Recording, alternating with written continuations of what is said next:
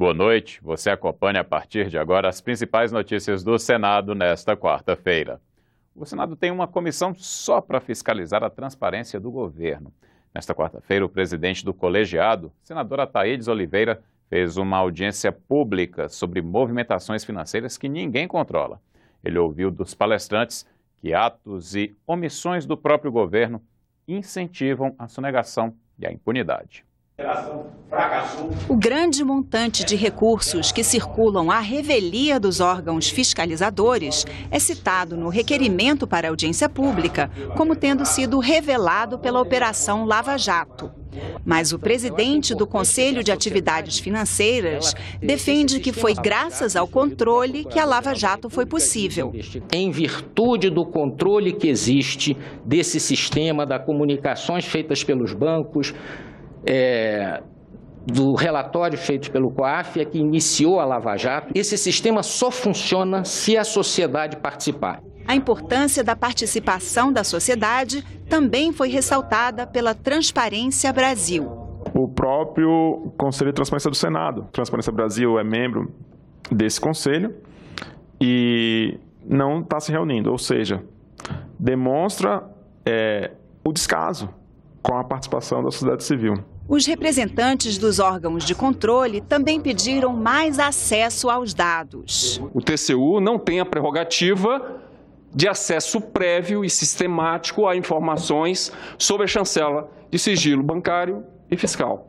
A impunidade foi citada como um dos maiores problemas. A gente autua, faz o nosso trabalho, mas lá na frente vem um refis, vem uma outra coisa nesse sentido, e o sonegador não é alcançado. A administração tributária não adotar uma postura firme de punição, de sanção a quem não cumpre a norma, essas pessoas que estão no topo da pirâmide, elas vão exercendo uma pressão para baixo, de tal forma que cada vez menos pessoas se sintam com vontade de cumprir a norma tributária, porque veem naqueles que não cumprem que nada acontece com eles. A sonegação, gente, ela é irmã siamesa da corrupção. Elas andam de mão dadas. O plenário aprovou hoje 2 acordos internacionais. O primeiro com a Itália, trata da cooperação no campo aeroespacial. O segundo facilita investimentos entre o Brasil e a República do Malawi. Os senadores aprovaram ainda um projeto que cria o Grupo Parlamentar Brasil-Coreia do Sul. A Comissão de Direitos Humanos realizou hoje uma audiência pública para discutir a campanha pelo desmatamento zero. Organizações não governamentais, ambientalistas e acadêmicos analisaram cenários futuros em um país com mais ou menos desmatamento. O Greenpeace afirma que o Brasil desmatou 52 milhões de hectares de florestas nativas entre 1940 e 2002. Somente na Amazônia foram 10 milhões de hectares.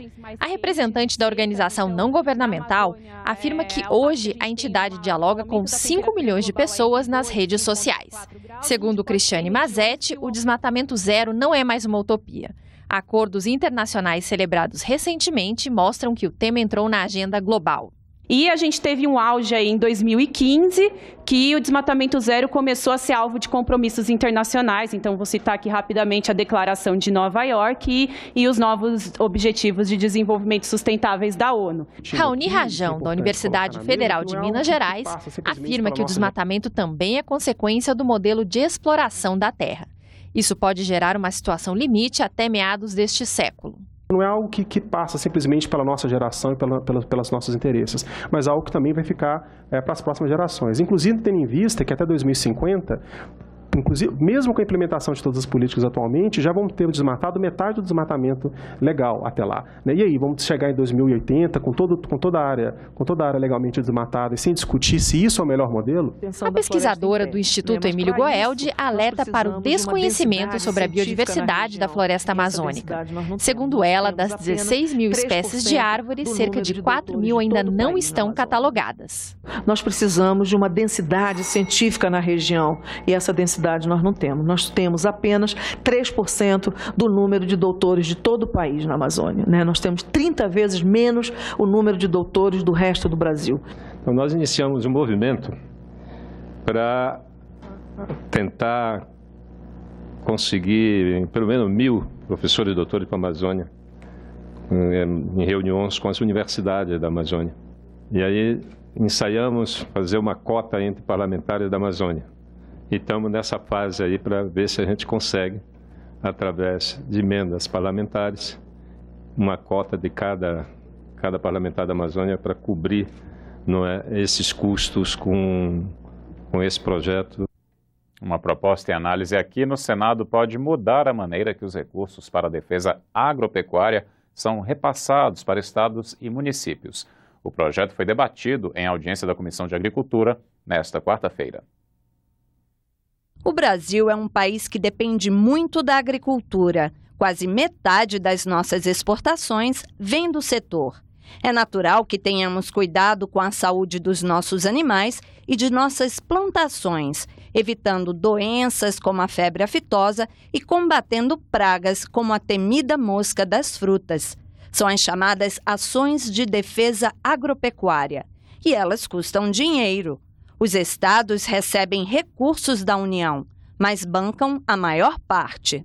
São 22 estados, a aplicação dos recursos em defesa agropecuária pelos estados em 2016. Vejam aí, 1.556.232.000. Os estados aplicaram, 22 estados. Quanto participou a União? 32 milhões, equivale a 2,07% do recurso para cumprir ações delegadas desde a década de 70 aos estados para que eles cumpram os programas nacionais. Senador, é realmente muito pouco. O senhor falou que atualmente é muito pouco, mas vem já há alguns anos vem isso. A dificuldade de participar desse bolo, ele está mal distribuído. Também lamento, senador, que a gente tenha hoje o repasse de recursos restrito, muitas vezes a valores que remontam, em média, R$1,5 milhão por estado. Alguns estados são um pouco mais ousados, mas porque também são pressionados por isso, como o estado de Amazonas, porque ainda é um estado que ainda precisa dar alguns passos para a erradicação da febre aftosa, então a gente acaba concedendo um pouco mais de recursos para esse investimento. Mas é pouco para sustentar uma defesa agropecuária tão complexa. Um projeto que está em análise aqui na Comissão de Agricultura do Senado propõe regras para a distribuição do orçamento federal destinado à defesa agropecuária. O texto determina o percentual que cada estado vai receber, segundo critérios matemáticos, e estabelece que a transferência do dinheiro entre a União e estados seja feita diretamente.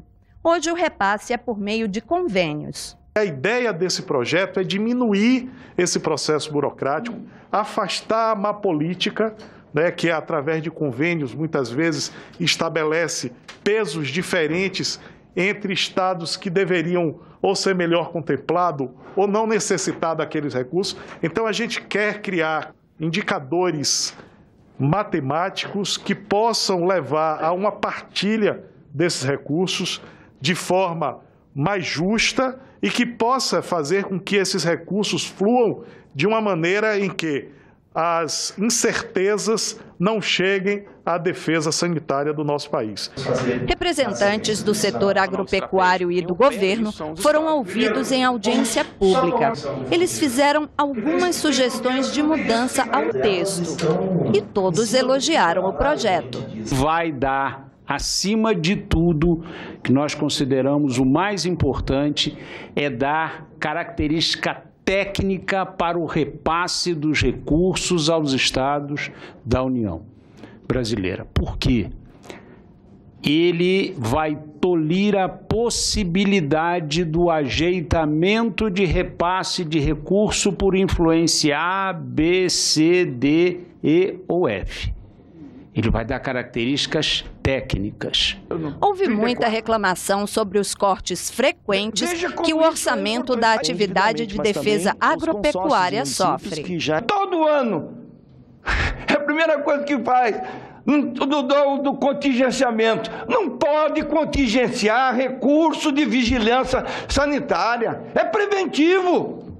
É isso mesmo. Porque se você não tiver o dinheiro lá, depois que entrar a doença, aí não adianta mais. O senador Flecha Ribeiro disse que seu relatório vai ficar pronto logo. Após votação na Comissão de Agricultura, o projeto segue para a Comissão de Assuntos Econômicos. Esse projeto do senador Roberto Muniz é um projeto da maior importância para não só o setor, eu diria que para o Brasil. Você terá outras notícias a qualquer momento na nossa programação e também na página da TV Senado na internet.